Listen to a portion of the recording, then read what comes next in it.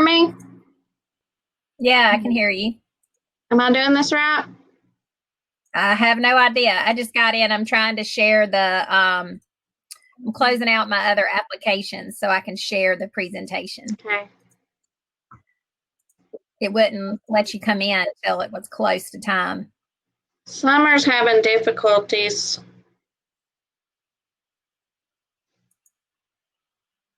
Something about her firewall. Yeah, my presentation is up. I don't see it yet. Yeah. Let's see. What is Share screen. Application window. Share. Okay. You see it now? Yes. But The presentation is up. Now is it up completely? yes, I see it. Okay. So I can't see y'all because I'm sharing my screen. Okay. So you're gonna have to slide the screen, move the slides as we go along, correct? Yep. Okay. Yep. And then how is your view? What does your view have? You're on top, I'm in the middle, and the slides are on the bottom. Okay, let me see if I can do dual screen and see if it screws it up or if it actually works. Because sometimes is it up, and that's why I haven't been doing. See if I can move this.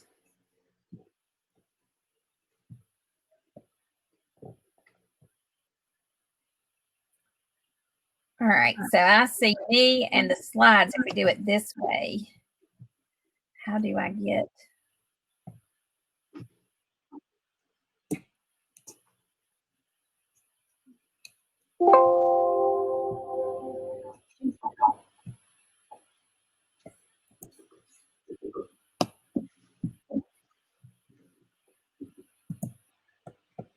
Let's see if I can share it this way.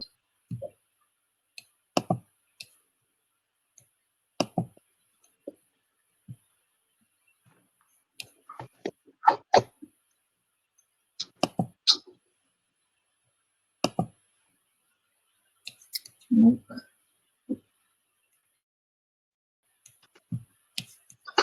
All right, it's there. Let's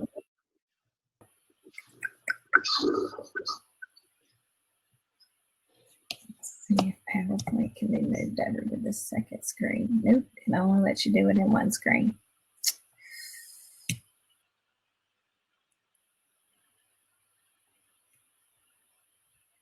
Yeah, as soon as I share it, it kicks me out from the page.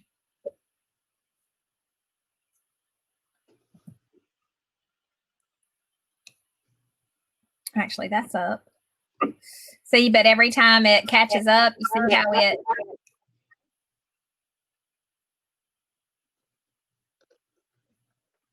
Yep. Let's see.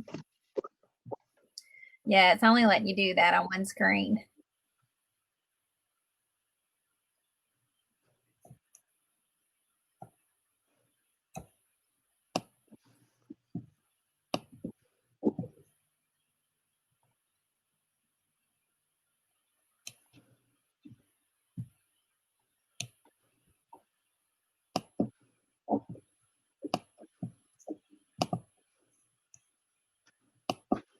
Did you send me the final PowerPoint? What? Did you send me the final PowerPoint? Yep, I sent it to y'all yesterday when we got off the call. At 11:36? No, it was at when I redid it and moved it all together, that's when I did it. Can you resend it real quick?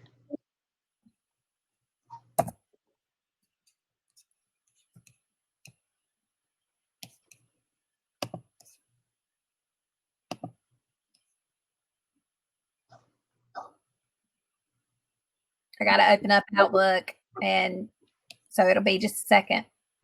We're supposed to start in 3 minutes. I mean, this is crazy. Is there a facilitator or somebody that's coming in? No. So if Summer don't make it, I'll open it, and then I'll kick it over to you. I'll go through mine, and then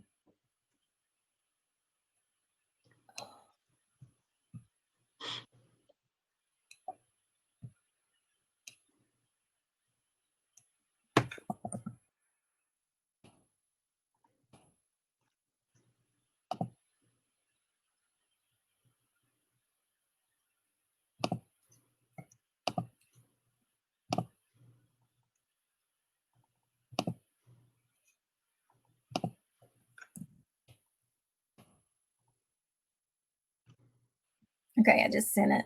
Let me make sure it sends it. I gotta close my Outlook so it will be popping. the last thing I got from you was your phone number. Yeah, it's trying to send.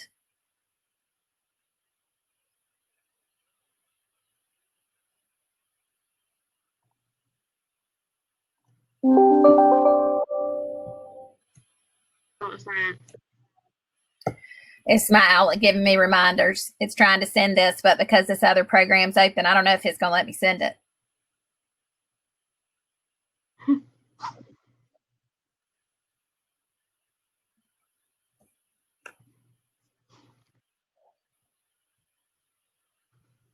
The 11:30 one has the same notes. The only difference is the leaders one is ahead of the pictures where you pick up. There's nothing changed other than that. So I'll finish that slide, and then you pick up with the one that has the notes are all right. Everything that I sent you, where it has reverse osmosis, 47%, GenX, and what's in your water. It just went through. Okay, I'm exiting out of that. Now I got the load PowerPoint.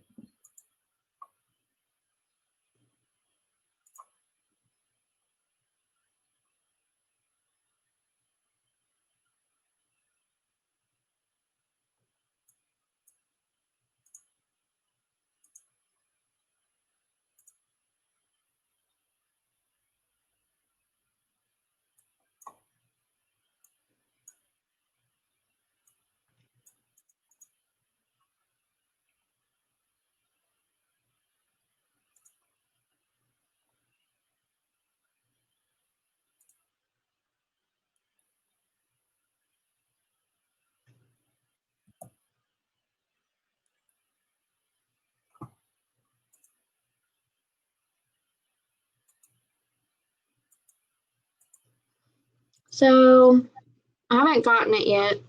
In case I don't, slide 5 is it really a problem? I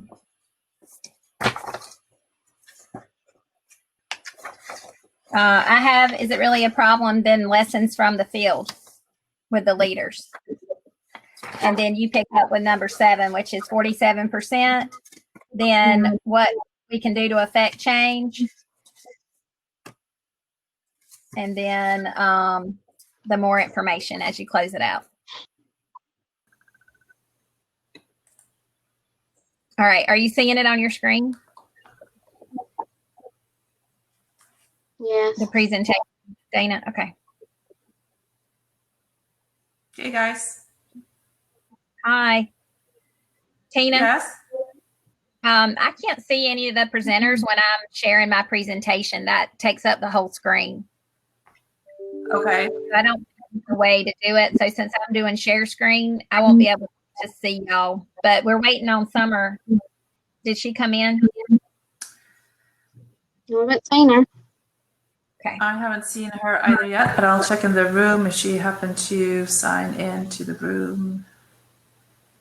All right. She may be making her way in.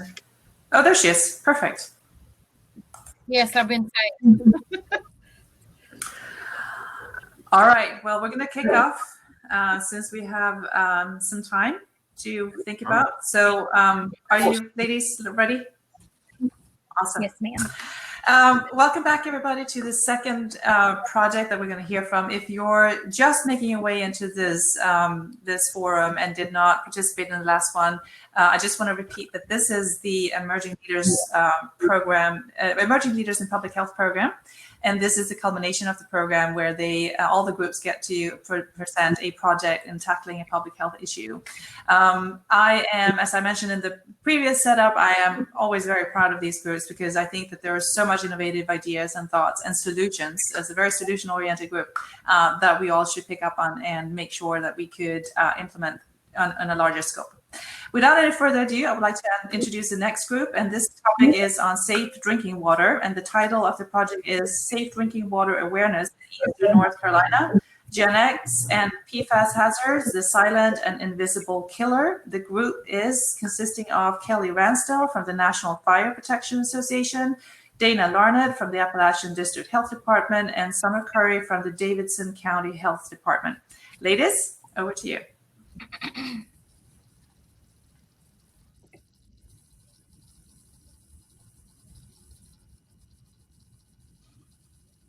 All right, Summer, it's loaded up. We're ready to go.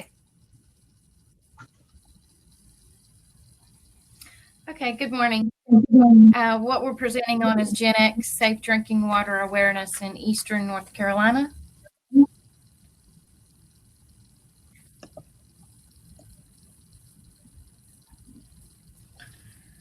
So GenX is a commercial name, and it's a member of a large family of man-made chemical compounds known as perfluorooctanoic acid, or PFAS, C8.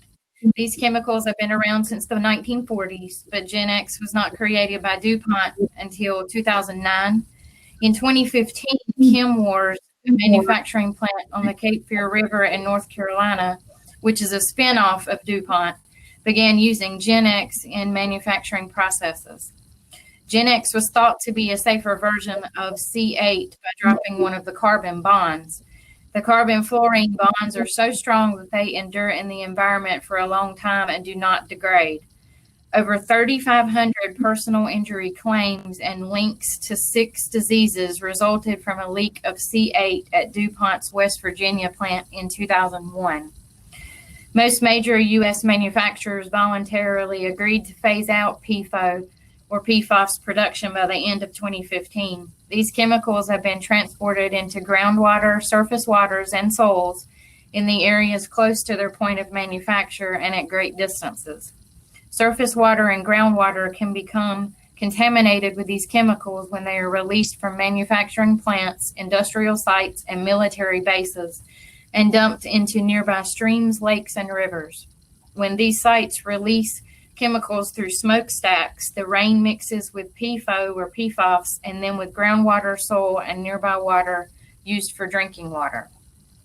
Little is known about the public health effects of GenX, but it has shown up in the drinking water of communities downstream of ChemWars near the Cape Fear River in North Carolina.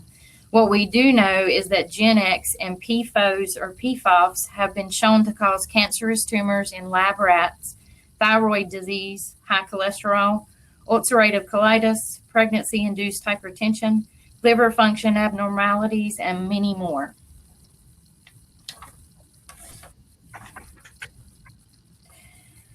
GenX is used in the manufacturing of waterproof camping equipment, stain-resistant carpets, some paints, Rain-X, firefighter foam, non-stick cooking pans, microwave popcorn, cars, pruning shears, medical devices, electronic gadgets such as cell phones, and much more.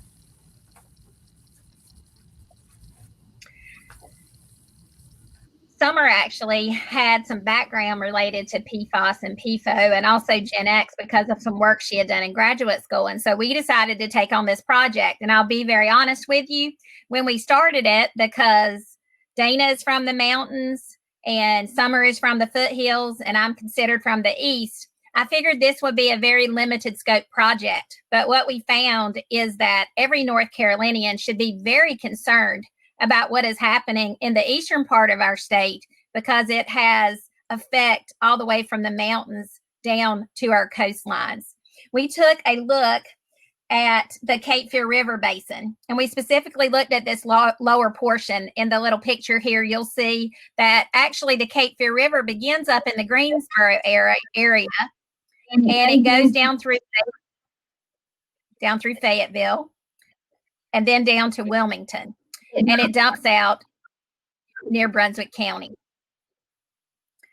We also started looking at water sources in our state, and we viewed rivers, lakes, reservoirs, streams, ponds, and wells, because they all could be affected by the contaminants of GenX and PFAS. So what is really the problem, and why does it matter? You can see in the graph on the right-hand side that the Environmental Working Group, which is a group that empowers people to live healthier lives in a healthier environment, they set limits on chemicals that and how much of it we should tolerate. Now, another point to view is that the EPA actually set the limit as 70 parts per million. And in places like Brunswick County, your parts per million are actually 185 parts per million, followed by, in the top 5, Wilmington. So you can see how New Hanover County and Brunswick County have been negatively impacted by the amounts of this chemical. And that group, which is the Environmental Working Group, is a nonprofit, nonpartisan organization. And they look at, within Brunswick and New Hanover County, this Clean Cape Fear actually came together to educate people and take political action against this hazard, which is GenX. They found that Brunswick County's rates were 2.5 times higher than even the EPA limits, but you can see that it's actually 185 times higher than what the environmental groups say we should be exposed to. We also know that water treatment facilities cannot actually clean out emerging contaminants like GenX. So what has happened is, in counties that have been contaminated, they have informed people that they should be using bottled water. And also, just if you're washing your vegetables, you should not be using the water out of your tap. And so you can see that, unfortunately, it has decimated the quality of the water. And we know that it extends far beyond just the New Hanover and Brunswick County areas. So what have we found out by looking at this problem? One is there are many, many players in this equation. This is a limited list of those that we were able to talk to during COVID because of restrictions. But one is North Carolina Policy Watch. They have been following both the legislative hearings that occur nationally and at the state related to GenX. Also, the Cape Fear River Watch, the river keeper for Cape Fear River, has known about these issues, and he has been, and his group of environmental advocates have been out there talking to people about how this affects human beings, but also how it affects every aspect of river life, which then dumps into the ocean. Also, NC State University's Center for Human Health and the Environment, one of their professors has been an expert in this and has been leading the charge. His name is Detlef Knapp, and he actually has been on the forefront of this when he found it many years ago in 2009 when there were some studies done. We also have the North Carolina Environmental Quality Department. They actually set regulations for water quality. And then we also have groups like the sixclasses.org site, which is run by the Green Science Policy Institute, that helps consumers know how they can be more involved in preventing companies from producing products that have this. So you can see that this is a multifaceted approach to a huge issue. With that, I'm going to turn it over to Dana. Consumers assume that their drinking water is safe and trust the tap water from their home faucet. Residents place their trust in the local water treatment plants to remove all harmful agents. Unfortunately, GenX can cause contamination on both water and ground, making the resources toxic and carcinogenic, unable to be removed except through expensive processes such as reverse osmosis.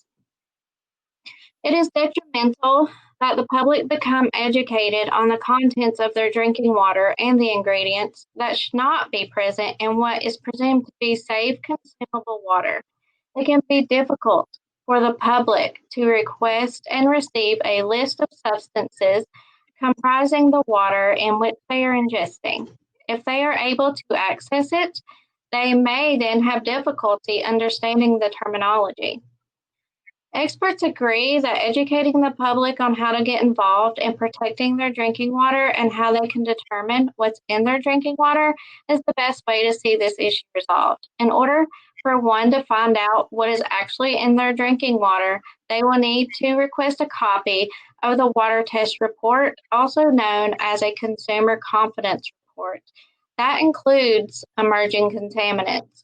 It is most important to pay attention to whether contaminant levels are marked as violated, meaning the level is higher than EPA allows.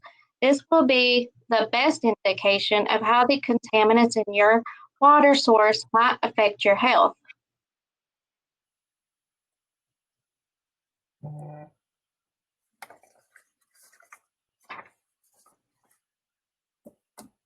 Know what is in your drinking water. When you ask for the report on water testing, ask for emerging contaminants, educate the medical community on the issues surrounding drinking water so they are aware of health-related problems like high cholesterol that could be caused by something like water. More research needs to be done to determine the effects on human, animal, and environmental health as a result of GenX. Put your money where your mouth is. Just like the BPA, our consumer voice can drive change. Only buy products that do not contain contaminants like these. I bought an air popper instead of a microwave popcorn. Use different surfaces than nonstick to cook with. Support manufacturers and companies that make commitments to reduce these items like IKEA. Or like I did, sorry. If you are in an area with GenX, install a reverse osmosis system under the sink to protect you when cooking or drinking water from your tap. This is most effective method to remove these chemicals. Be an advocate and get involved by joining advocacy groups that are addressing this human right of clean drinking water. Although there is ongoing extensive research on GenX, and many advocate groups are fighting feverishly to enforce stiffer regulations on the release of the chemical. The process is extremely slow and cumbersome, requiring manpower, funding, and fixed standards on drinking water, which currently does not exist through the EPA for GenX and other related compounds. GenX may take decades to break down and cause obvious health effects in the human body. Priorities should be warning and informing the public of the dangers of GenX, ramping up research in order to set federal standards on consumable water quality, and enforcing stricter industrial dumping permits and guidelines. Until consumers start demanding companies to take responsibility for the products they manufacture to be safe, we will not get a handle on our exposure to GenX, since it is in so many products that we all use. The Green Science Policy Institute launched the 6th class program to reduce the use of harmful chemicals in consumer products. The goal is to bring together scientists and decision makers from businesses, governments, academia, and nonprofits to develop strategies to reduce the production and use of harmful chemicals. The GenX chemical compound and its concrete health effects remain to be studied in more detail. A committed joint effort between policymakers, water quality officials, health officials, scientists, industries, and consumers must take place in order to ensure safer drinking water. As healthcare costs continually rise, research has linked GenX to high cholesterol, kidney cancer, thyroid disease, and many more health issues, just to name a few. The health implications and overwhelming public concern for GenX leave a burning question for many. When did the manufacture of non-decomposing chemicals produce such items as rain boots, pizza boxes, and stain-repellent carpet become more important than human life? You can see that this project has been an eye-opener for all of us. I can tell you that I'm very safety minded, and yet I had no idea that something as simple and fundamental as our water could not be safe. And as a result of this, both Summer, Dana, and I have had to look at our drinking water and make some hard decisions for our families. So our research paper will be available through the Emerging Leaders Program. And if you'd like to know specifically about this project, more resources, and how to educate yourself, these are some of our references, but you can find more information in our research paper.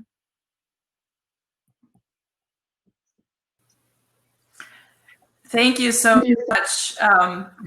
This is such an important topic, and I hope you see the comments also in the chat box here about how timely this topic is and how important it is. And thank you for all of your great work. I know that there was some issues with COVID hitting and in the midst of your data analysis and collection, and I think you did a great job. So thank you so much for your presentation. We have time for one quick question. And I have a question for you. Also, just to the people in the audience, we do have all the write-ups for the project in a link that we just posted in the chat. So please go there and read more important information about the project, and also how you can get in touch with any of the presenters in the group. But I would ask you just very quickly if you can take 1 minute and basically explain. You are referring. So you have a great list of grassroots or how we can act on an individual level. You're also referring to the leadership, the lack of the leadership. How would you suggest that leadership goes about addressing this in a larger scope, thinking about North Carolina, thinking about the county level? Summer, would you like to go first? Go ahead, 'cause I know you're passionate about this. Oh, well, we had a long discussion about this. I tell you, I think that we have the real ability through this Public Health Association for public health leaders to take this to the next level. I'm specifically in Harnett County, but as I said, Davidson County, Buncombe County, this has been going on in New Hanover and Brunswick County, and political leaders are involved, but health advocates need to get involved in this. Because something, rather than saying, oh, it must be your doctor that's causing your cholesterol. What if it is simply the water we're drinking? And it is so scary that we talk about clean water in Africa and places like that. But a state as fortunate as North Carolina does not have guarantees that just the water that I use to make my coffee, that I would need to think about that and use bottled water is a travesty. And we can do so much better than this. So I would say public health officials, the medical community have really got to take note of this because of the long-term health effects. And we know what we can do to fix it. Awesome. Thank you. So it really points to this community action, right, that needs to happen. So this may be a task force in the waiting, or that needs to happen. Thank you so much again. I want to invite everyone in the audience. I want to thank you all for being here, first of all. And I want to invite you to join us for the next presentation, which is going to discuss harm reduction programs during a pandemic. So I hope to see you there. Again, Dana, Kelly, Summer, thank you so much. I think this is a great project, and I can't be more happy for you. Thank you. Thank you. Bye. Bye.